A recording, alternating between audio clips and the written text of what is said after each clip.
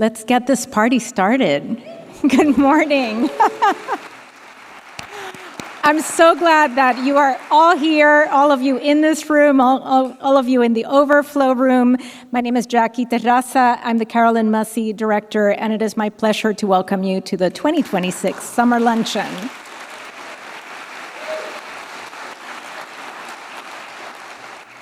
And we are all here to celebrate art, to celebrate artists, and to celebrate community. Place takes center stage in our summer exhibitions, as many of you had a chance to preview in the last hour and a half or so. And I'll give you some highlights of that. For Alex Katz, it's New York, and it's also Maine. And in our galleries, you see 8 decades of drawing. Incredible. A mind at work, observing, exploring.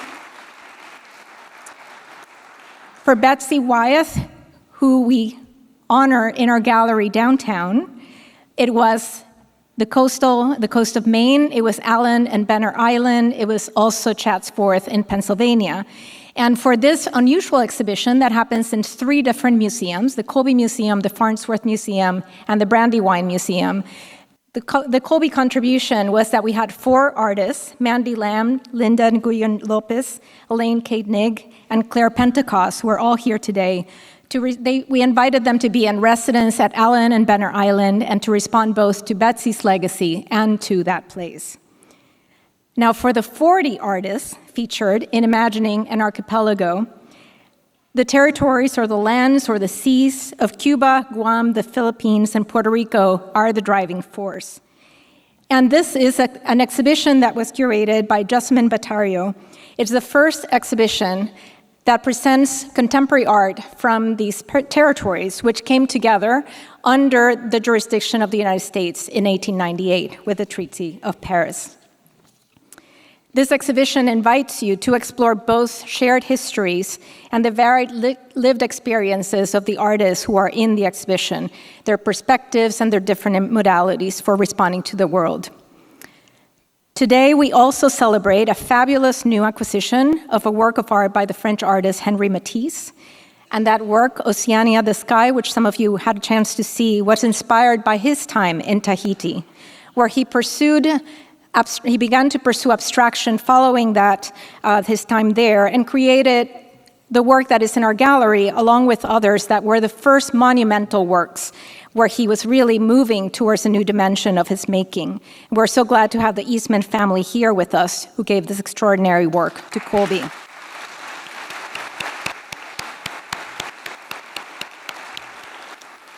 And you will notice a theme here, islands.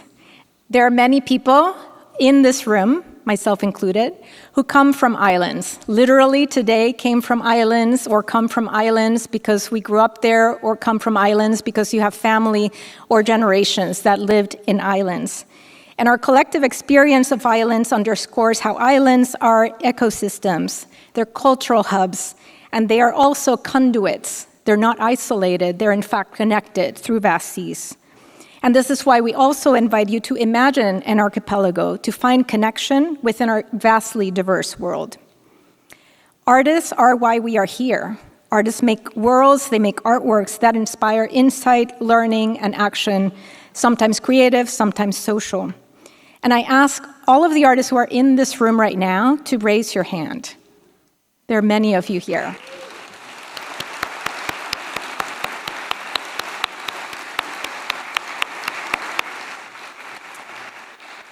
One of the things that I'm very proud of is that our summer exhibitions include commissions by 10 different artists. And that is emblematic of who we are as a museum. We are a teaching museum that is generative, a museum that is open, a museum that is consciously bringing forth creativity and possibility into the world. It's an incredible place to be. As some of you know, this is my last summer luncheon as director of the Colby Museum. And I am deeply, deeply proud of what we have accomplished here in the last few years and what also I know will continue to happen after my tenure. And I want to say thank you personally to this community. From the start, I say, people ask me, how come the Colby Museum is this amazing place? And I say the Colby Museum is this amazing place because it's made by many people. made by many people who have believed in the mission of the museum to be here for the education of students, to be here for this community, to be here for the broader world of the arts. And that is what continues to guide us. And also the belief that the museum should be a place that is free and open to all. And I thank all of you for making that possible, time in and time out. Thanks to your support and partnership, we have become a powerhouse of scholarship and path-breaking exhibitions, a catalyst for dialogue in our field, and also a trusted resource in Waterville and in our broader community.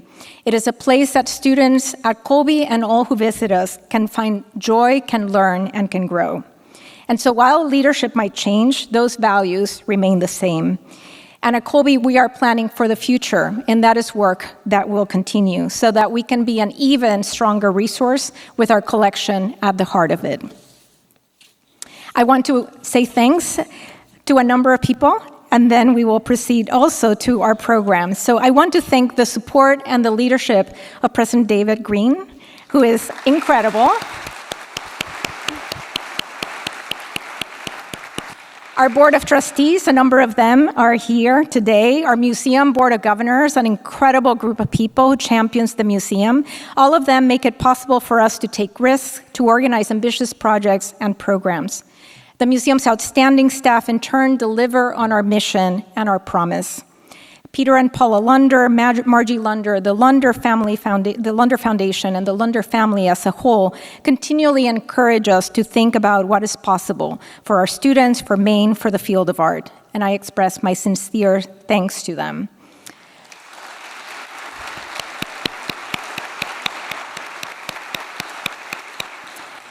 We also continually learn from Alex Katz, and I'm grateful to the Katz family and the Katz Foundation for their meaningful partnership, not only with the Colby Museum, but with the entire community of the arts in Maine and beyond. To our friends of art, meaning all of you who contribute philanthropically to the museum, you enable us to make a difference across the communities we serve. And I want to offer special thanks to all of our exhibition supporters, including the Merkin Family Foundation, Alice Kang and Osan Kwan, Sherry and Dean Athanasia, and Heidi Irving Naughton and Kevin Naughton, who made gifts to make our exhibitions and our programs possible this season. Several foundations provided major grant support for the ambitious projects you see on view in our galleries. We thank the Andrew Dudley Mellon Foundation, Tiger Foundation, Terra Foundation for American Art, Andy Warhol Foundation for the Visual Arts, and the Wyeth Foundation for American Art. Without them, the field would not thrive, and I'm very grateful.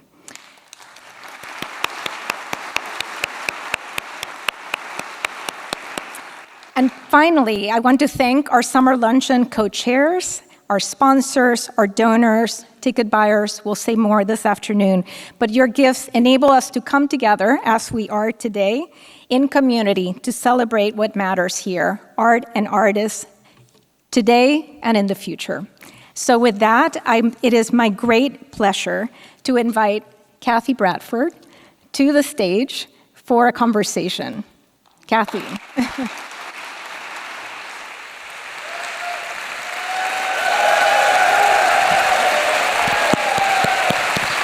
Thank you. Thank you. Thank you so much.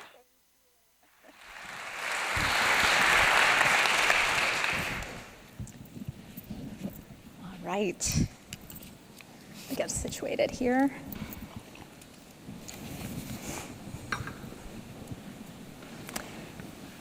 So here we have a very recent painting by Kathy, and this is a work that is now in the Colby Museum's collection, which I'm very proud of.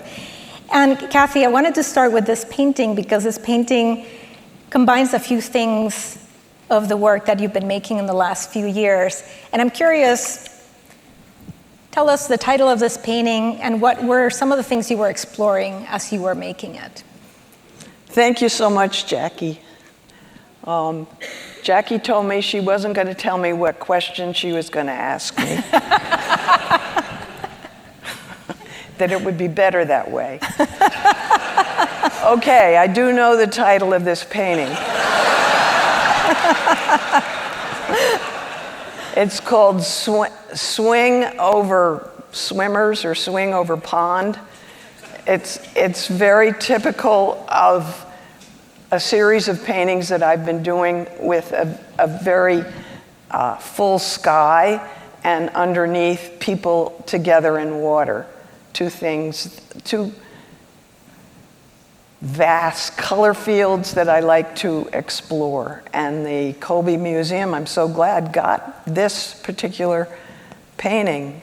I wanted to talk about what was up there over us. You see, as an artist, I can just make it up. Well, that is part of what you do. You make up paintings. Literally, you make up paintings. Well, I improvise. Mm-hmm. And here we have you in your studio.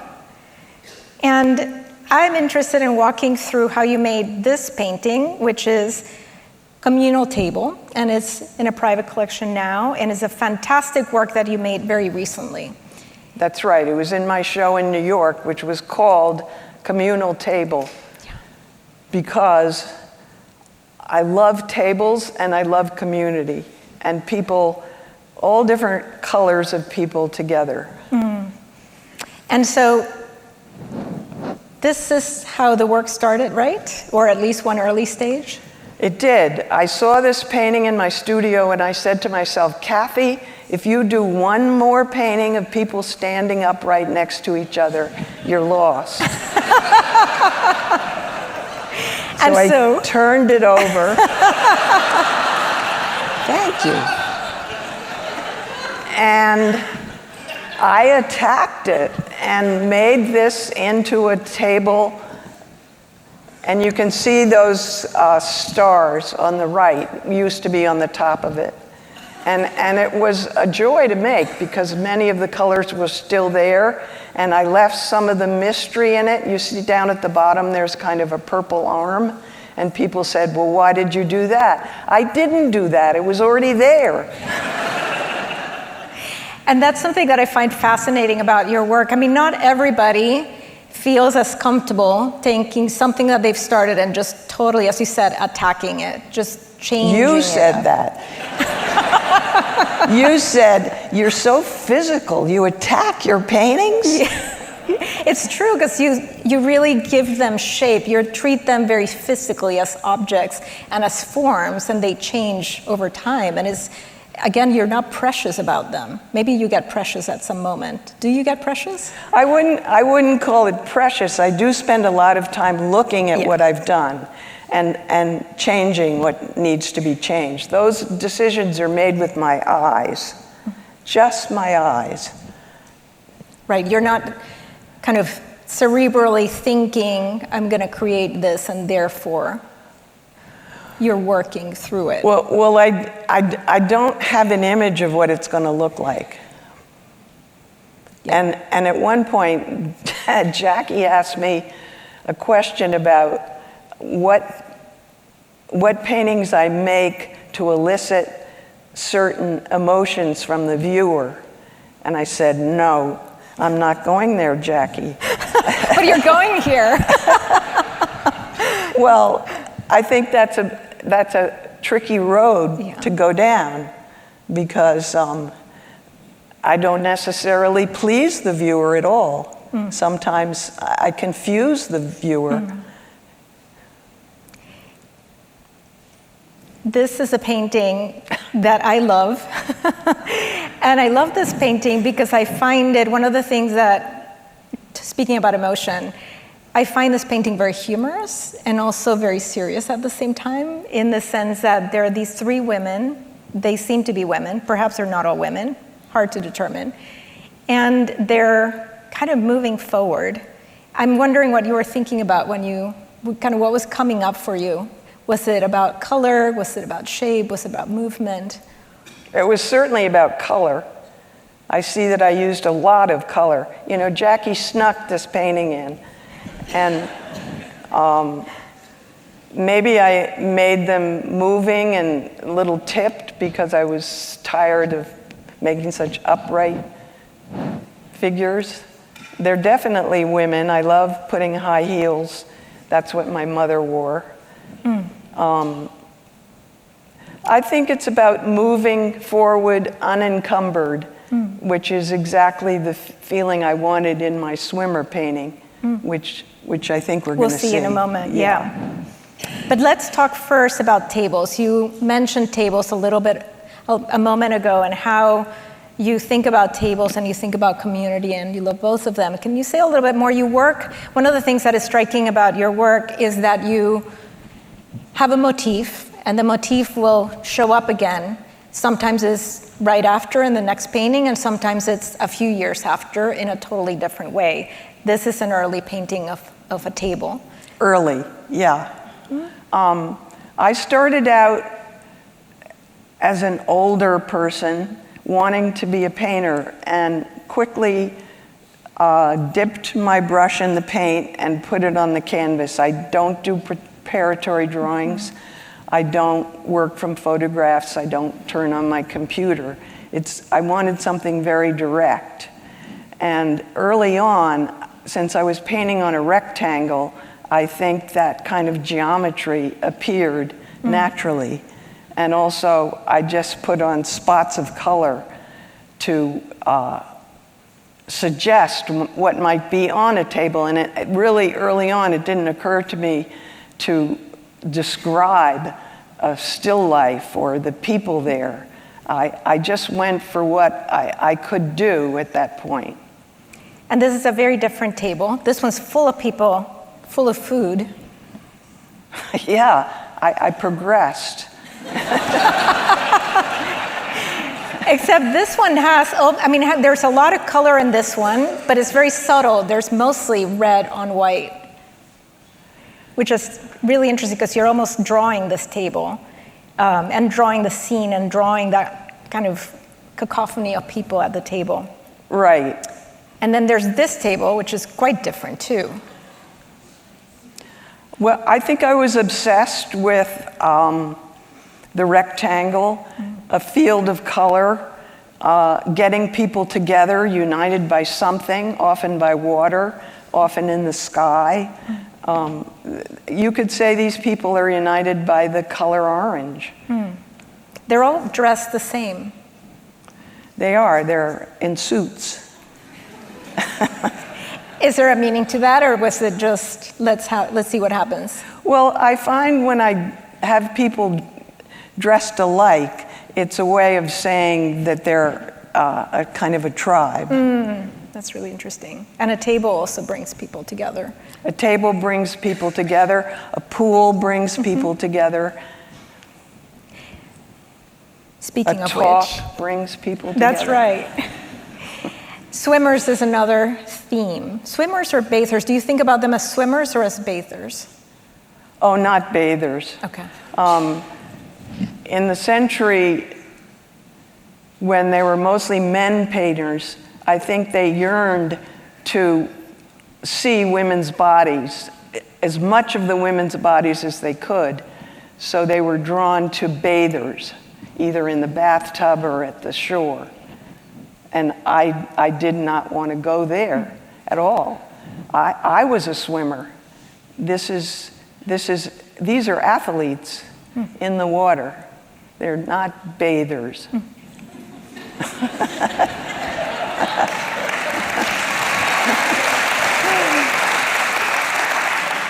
And here are other not bathers, swimmers. Swimmers with swim caps. And then these are people in water and with a big sky above them. Well, I think if I make a place for my people, then it's easier for me to follow through and people the color fields that I make. One of the things that's striking about all of these swimmer paintings is that they have such different moods.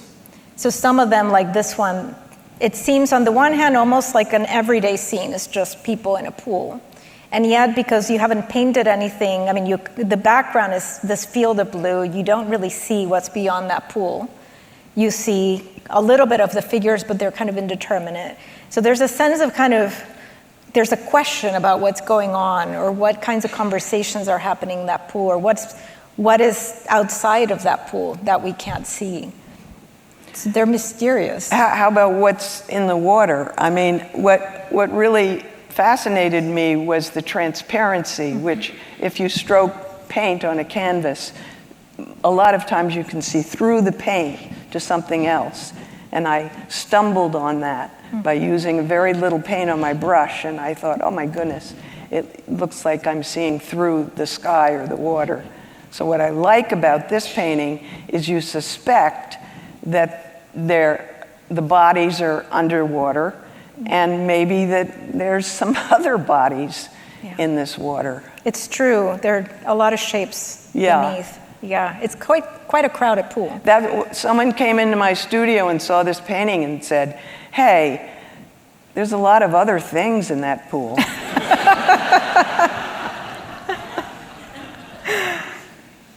Here's another swimmer painting. This one's quite ephemeral in a way, in terms of the figures are almost vanishing in the water. They are. I made the transparency that I love, I gave to these figures. You know, this painting has now been acquired by the Crystal Bridges Museum. Fantastic. It's a wonderful painting. And this is the painting that is at the museum, which you have to see in person, because Kathy and I traded many texts and emails about the blue of this painting in the slide, which is impossible to get right because it's a very particular kind of blue. And the other thing that's happening in this painting when you see it in person is that there's a lot of brush mark and a lot of movement in that expanse of blue, which is not evident entirely in the slide. But tell us how this was your very first swimmer painting. It was. How did it come about? Well, I did a painting that the Portland Museum owns, and fortunately they have up on display a lot of a woman flying. She has a red cape on. She's not really flying, she's trying to fly. I did it early on. What's the date of this? 1999? Now you're asking me the date. I think, I can't remember exactly. I think, well, yes, anyway, 1999. This is an early painting, and I didn't do a lot of very big paintings. This is life-size figure. And I wanted to do another painting. I said, seemed like a good idea, a figure flying through the air. So I started this painting, and the blue seemed more like water. So I went with that idea, and that's why this, why did I do a flyer that was naked? I don't know. Anyway, what I really struggled with was to get that hand dipping in the water so that you wouldn't think that this person was in the air. I wanted you to believe that the blue ground was water, and I had to convince you by this one hand in the water. And I was explaining that to an audience at a museum early on, and I had invited my mother, because I thought she'd be so proud of me to hear me talk, to hear this. And as I was explaining how hard I worked on this hand, I heard her voice in the back say, well, it's not much of a hand. And everyone laughed. And it was great, because I realized that I could be humorous. I could use humor, which I think is a great tool and part of my family, really. And we're going to see that in a moment. The other thing about that hand is that as a painter, you only need to say enough with the paint to create the effect you want. And that's really brilliant in terms of how you did that with that hand. And then you also outline this figure. This figure doesn't have features in the face, and yet it leaves it blank for us to kind of, in a way, project or imagine what this figure is experiencing in the water. How do you see this figure? Like, what does it represent for you? I don't even see this as someone swimming. I see this as someone trying to move forward unencumbered, which is something I think about a lot, and that I was trying to do with my life. And we will talk about that in a moment. We're going to go back in time to, these are some of Kathy's early paintings. You started painting quite abstractly. Yes, in oil. In oil. And then you switched to acrylic, which is most of the works, or all of the works we've seen so far. And so what we're going to do is we're going to show some slides. These are two of Kathy's works. And these are some things that you were looking at. This is a work by Jasper Johns. And what were you seeing in Jasper Johns that were you interested in? I saw that he made an entire painting, and he was very witty, because these are crosshatch marks that printmakers make. He made them primary colors, and that was the painting. It was marks, just marks. I thought, oh, I want to go there. And this is Joan Snyder, another great painter. In the 70s, Joan Snyder made her famous stroke paintings, and when I saw these, I thought, what a great idea. It's just whittling down what a painting is. It's a brush full of paint making a mark. And I tried it out, and all the paintings look like Joan Snyder's. So I had to move on. And these are two other artists that you have influenced you in some way. Mark Rothko, Milton Avery. What did you see in them, or what do you see in them? Isn't that Mark Rothko upside down? Raise your hand if you think it is. Okay, don't. Anyway, Rothko introduced me to a painting that can be luminous from the inside out. The light seemed to be coming from within the painting, which I was very drawn to. And the blue painting was in the Museum of Modern Art in New York. And when I looked at it, I thought, I know exactly what that is. It's sky, just a line at the top. It's blue water with either waves or islands or, blue water churning, and then either surf or the coast. And he'd done it so simply. He'd gotten to the essence of something we know in Maine very well, which is sky, water, and land. And he'd done it brilliantly, I thought. It's a fabulous painting.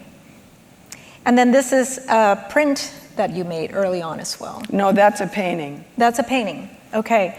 And this one really shows that kind of light coming from within. Yes. Yeah, it's just and I thinned down the paint, the oil paint, which was going to be a big part of my practice, to use very thin paint. I named this Islands, which we all know and love. Thank you for that introduction, by the way. Oh, you're welcome. Thank you.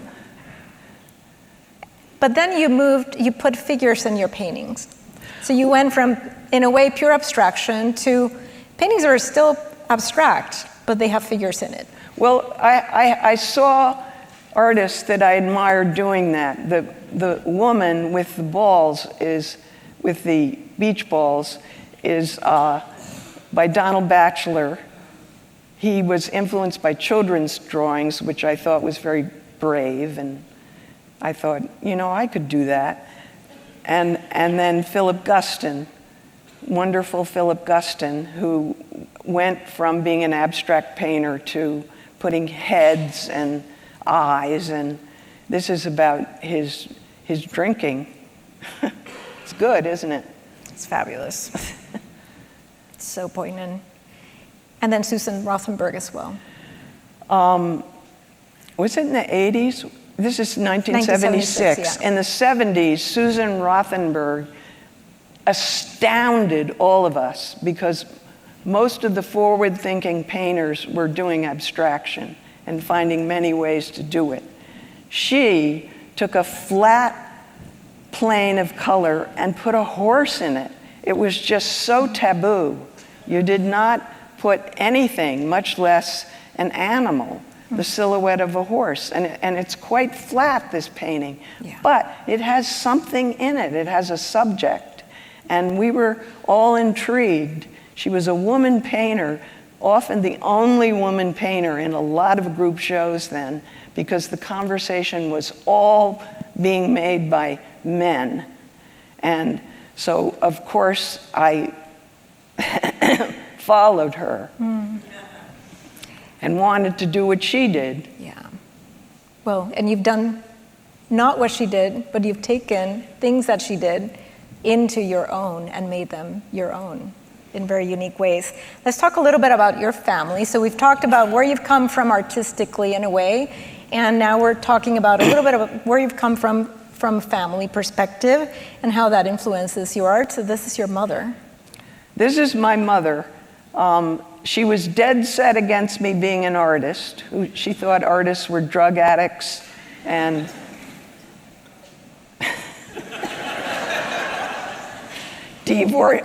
divorcees, homosexuals, and but ironically, she was somewhat of an artist herself. She loved color, and she was the daughter of an architect. She talked with my brother, who became an architect, about what she was looking at all the time. When she did the dishes, she pinned up postcards of Matisse around the sink, lots of them, and we added postcards to her collection. I thought that was, normal until, this is all in hindsight, that I'm looking at my mother and thanking her for being such a visual person, for raising a family where the conversation was often about what you were looking at, what colors you liked, what looked good next to each other. So, Mom, you made me an artist. And there's your mom.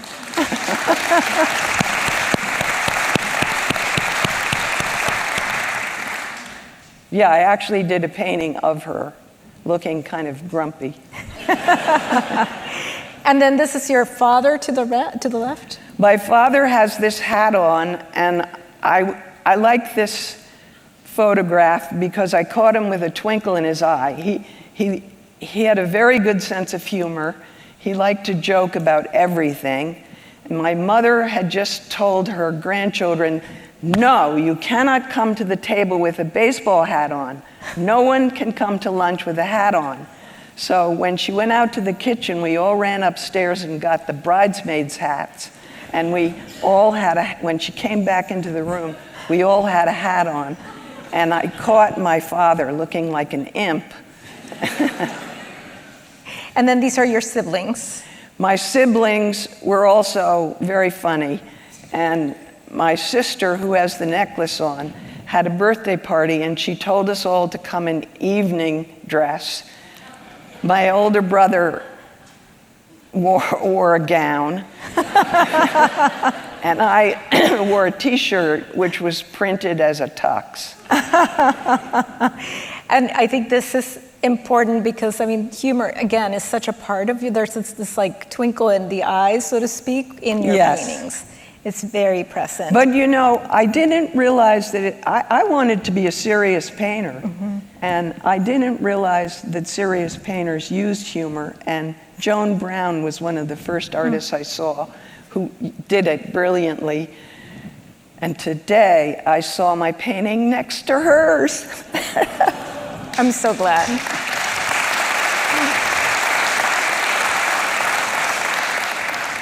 Speaking of becoming an artist, you were determined to become an artist. You are also a mother of twins. Here they were babies. And there you were as a young artist in your studio.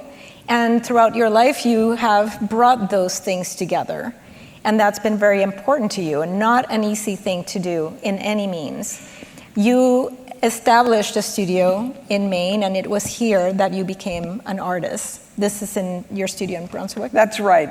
I moved to Maine in 1968 and into an old house in Brunswick, federal-style house, and next to it was a barn, which was my first studio.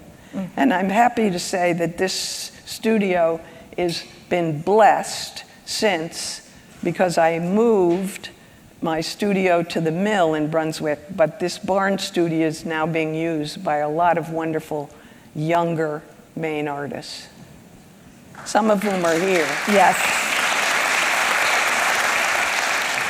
And it was in Maine, not only that you became an artist, but you also contributed to making an arts community here in Maine, which you continue to do today, exactly as you just said, turning your studio and your home, making it useful for other people. So this was the Union of Maine Visual Artists, 1975. Tell us about this. Maine in the 70s, well, when we arrived in 1968, Maine was a place where a lot of the young people were leaving because there wasn't enough happening, there weren't enough opportunities.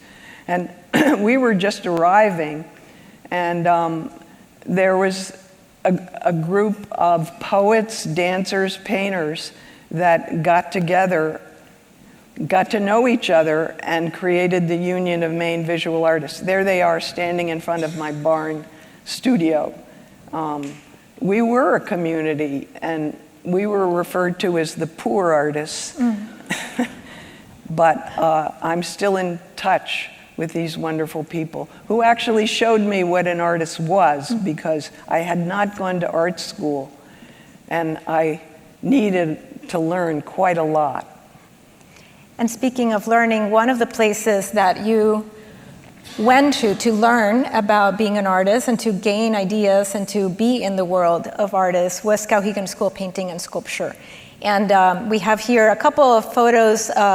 We have Elizabeth Murray speaking in 1985, she was there, Agnes Martin, 1987, but we also have you in the audience and you lecturing at Skowhegan because you became a faculty member in 2009, in that summer of 2009. So Skowhegan was one of the places that you went to. Well, there I was in Brunswick, Maine, yearning to be an artist, a real artist. I hadn't gone to art school, so how was I going to learn? Well, I could get in the car and drive to Skowhegan, an hour away, and hear world famous artists like Elizabeth Murray. I went to her talk. Agnes Martin, who I could barely believe I was seeing her in person. And I was sort of pressing my nose against the screen door, hoping I could become a part of this magical community, which was in Maine, but was very much New York art world based. And I thought I could never become part of Skowhegan because I had these two little kids, and I couldn't apply to be part of their summer program. I couldn't say to my family, hey, look, I'm taking 9 weeks off to go paint. I just couldn't do that. But magically in 2009, I got an email asking me to be the resident artist at Skowhegan for the whole summer. I couldn't believe it. I just took my hands on my computer and went like this.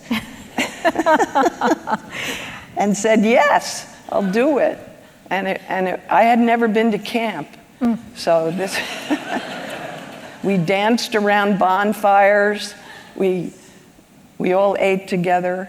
Do you have any other Skowhegan pictures? I don't. Oh, I don't. okay. I have Martin Hartley. If you began painting in Maine, you learned quickly about Marsden Hartley.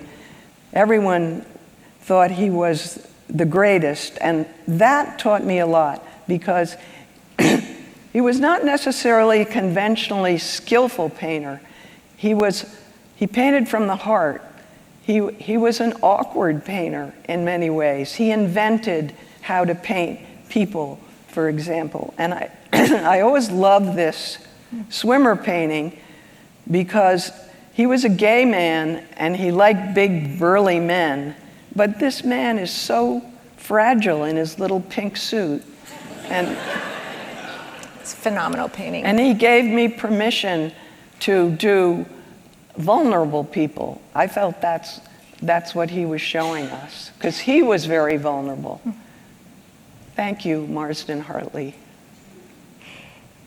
And at Colby, we are blessed to have incredible artworks by Alex Katz. These are not actually in our collection because you wanted something very specific that you took away from Alex Katz in terms of what was important to you. I did. Early on, I was invited to these luncheons, which were much smaller. And so I went to the museum here often, and I often saw Alex Katz. And in this exhibit, I saw these. This is a collage. It's made out of tiny bits of colored paper. And I thought, oh my goodness, you can build a character, a person, out of colors. Pink, then the sweater, then the head, then the legs. And I think that's how I stumbled on how I make my work now. When I saw this green painting, I thought, what? He didn't put any feet in. But I like that. This person is very grounded. I thought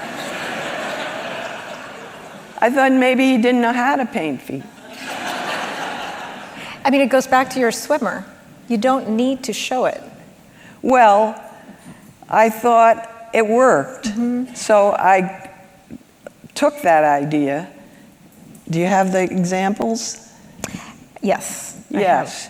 And I've done dozens and dozens of people standing in water with no feet. And I do that because of the transparency and grounding, showing the bottom, where's the gravity in these standing figures. Thank you, Alex Katz. And in the exhibition that we have of drawings, which Kiko brilliantly curated, that exhibition includes a number of collages, and you have to see them in person because they are this big. Some of them are a little bit bigger, but they're incredible. Yeah, you have to get up very close to them. Yeah. You see how I built these superheroes out of just bits of color, and they were convincing, to me at least, mm-hmm. as a superhero flying in the sky. And poetry is something that also has been important to you, and this is a poem by Frank O'Hara that you selected, and maybe tell us a little bit about how poetry, one of the things I asked Kathy about poetry because I find her paintings to be more poetic than stories. The stories are always kind of incomplete. There's a kind of evocation of a story, but you never quite know what's going on. And you said you read poetry, and particularly, Frank O'Hara is among the poets that you have enjoyed. That's right. I felt that we as painters were doing what the poets were doing, which was self-expression, using a lot of metaphor, not necessarily making sense, but suggesting ideas. And I was drawn to Frank O'Hara because he's so direct. Mm-hmm. This is one of his lunch poems that apparently he wrote during his lunch hour when he was working at the Museum of Modern Art. And it's funny. He says, Lana Turner has collapsed. And then I was trotting along, I met the traffic, and then he says, I have been to lots of parties and acted perfectly disgraceful, but I never actually collapsed. Oh, Lana Turner, we love you, get up. I mean, I thought, that's a great kind of poetry. I can understand it, it's accessible, it's clear, mm-hmm. and do read Frank O'Hara. Going back, you were in Maine, but you also decided at a certain point, early on, that you wanted to develop your career, and you established yourself in a studio in Williamsburg before Williamsburg was a fancy place to Williamsburg, Brooklyn. Mm-hmm. And so tell us about that drive to pursue your career as an artist and your practice as an artist. And I'm curious, what has been that driving force for you? Because again, you were raising children. I was. In the 80s, as a single mother, I had gotten divorced. Sorry, Mom. And took my 2 school-age children with me to New York. I didn't tell everyone that it was about wanting to be an artist, I can assure you. It was about many things. I had family in New York. When I got to New York, it was very tough. I didn't know anyone, and I was no one, really, in a big, tough, competitive community, but fortunately, I met a bunch of young artists who accepted me, and one of them persuaded me to get a studio in Brooklyn, which was very unusual. You didn't leave Manhattan. No one was going to come see your work. And I remember when I told my mother that I had gotten a painting studio in Brooklyn, I looked over at her and her eyes had filled with tears because she felt I was a loser. Like I couldn't make it in New York, and I was going to have a tough time, and that would be a rough neighborhood, and so on. Anyway, the person who led me to Brooklyn is here, Chris Martin. Thank you, Chris.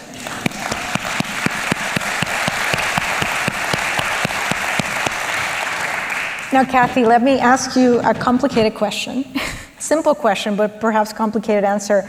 Because of the choices that you've made, both in terms of Maine, but then, and as you said, you didn't only move to New York to pursue a career, but I'm wondering, for an artist from Maine, do they have to go to New York to develop a career as an artist and succeed? So you're asking me, does a Maine artist have to leave Maine and go to a big city where there's an art scene like New York? Do they have to do that to have a sustainable career? We might add, if you live on an island, do you have to leave the island and go to a big city with an art scene? And I think my answer is yes.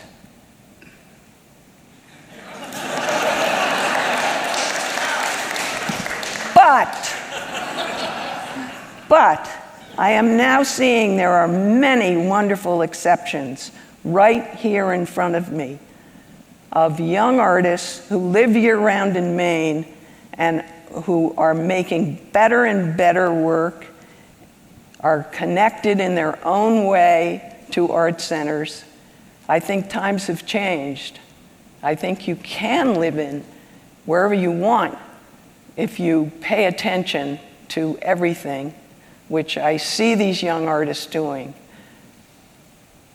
I think that's really key. You have to be connected to both your community and then a broader world so that you see where your work is in relation to that, and then be really true, as you have been, to yourself and what matters to you and what drives you to make that work day in and day out, which is incredible. So you talk a little bit about the open call at the Portland Museum of Art.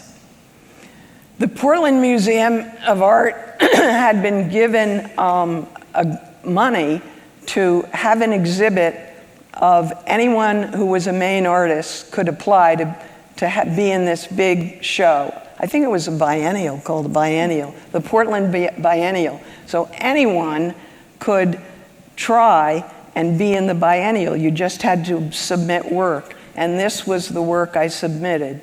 It was the biggest painting I had ever done Anyway, I was kind of embarrassed about this painting, and they hung it up really high. But it did get into the museum, and thanks to my wonderful galleryist, Andy Versosa, who was here today, he talked them into acquiring it. Thank you, Andy.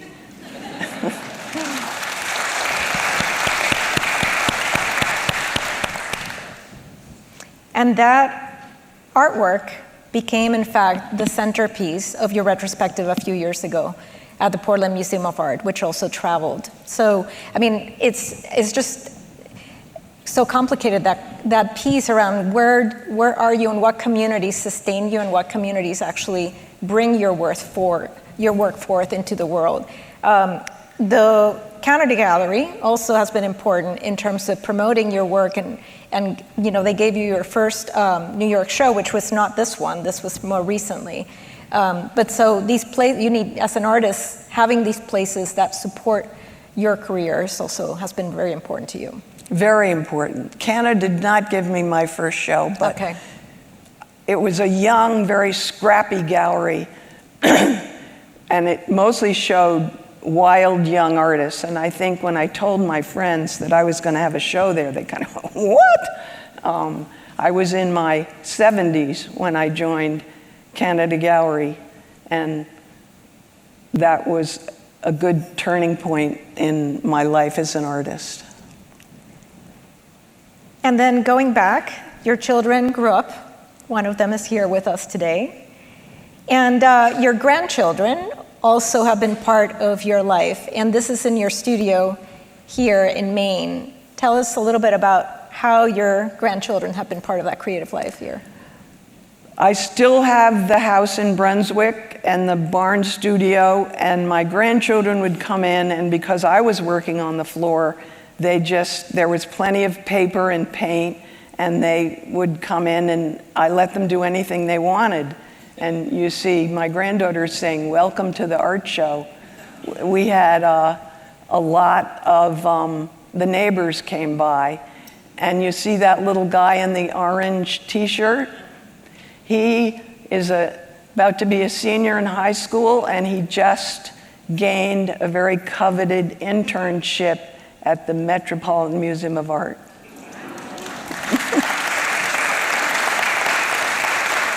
Oh, I love this. Where'd you get this picture? Those are my secrets. Here's your studio in Maine. But just going back to what you said a little bit earlier, when you're not here, and also now that you have the studio elsewhere, you make the studio available for other people, and that is incredible generosity. Not only the creative agency that you have fostered in your grandkids, but this community here in Maine and elsewhere that you invite into your space. And tell us a little bit more about what that spirit of giving back, or perhaps bringing other people in. This is something I learned from John Bisbee. Are you here, John? Sometimes he's late. He may be in the other room. John had a studio at the mill, and he welcomed me there. So I was vacating this barn studio. And now, Eleanor, are you here? Eleanor recently came to Maine to take a job painting at Bowdoin, and she's working in this space this summer. But a lot of the young artists who use this studio were found by John Bisbee, who has a talent for gathering community around him. He's a community maker, and CMCA gave him an award for it. And I learned a great deal from watching him. Let's close with this painting, which you made very recently. And you say that this painting couldn't have happened if it had not been for Maine. Well, I see a lot of Maine in this painting, the faraway house, federal house, on perhaps an island or a peninsula in the distance. This is what my house actually looks like. The cloudy, foggy air in Maine. I don't know about those swimmers. Do we stand in the water like that? The swimmers perhaps are a metaphor. Perhaps they're ghostly. I don't know if they're specific people. They're not frolicking in the water. Maybe they're stand-ins for generations of people in Maine who have felt close to the water. I like the light in this painting. I think it definitely comes from Maine. And by the way, this painting is going to Dubai, and I'm not sure they're going to understand it.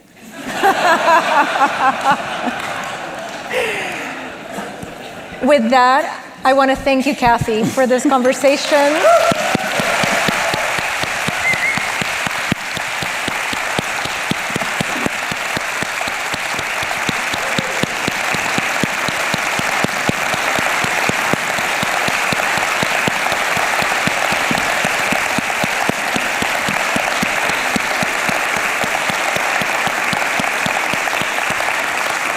You did that just right, just right. And now we have a celebration to continue outside. Thank you, Kathy. It's been a privilege. Thank you. Thank you, Jackie. Thanks, all.